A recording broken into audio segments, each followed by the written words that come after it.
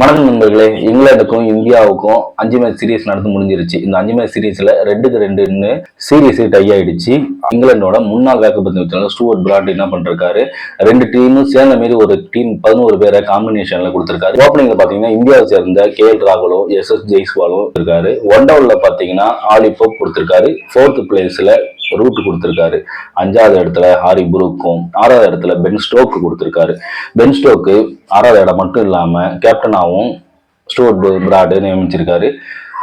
அதுக்கப்புறம் 7வது இடத்துல பாத்தீங்கன்னா ரிஷப் பண்ட், வாஷிங்டன் சுந்தர், அதுக்கப்புறம் ஜோஃப்ரா ஆர்ச்சர், பும்ரா, சிராஜ் அப்படின்னு 11 பேரை கொடுத்திருக்காரு. இதுல ஆச்சரியப்படுறதுக்கு என்னன்னு பாத்தீங்கன்னு வச்சுக்கோங்களேன், கில்ல அவர் சொல்லவே இல்லை ஸ்டூவர்ட் பிராடு சரியான ஃப்ராடா இருப்பாரு போலங்க.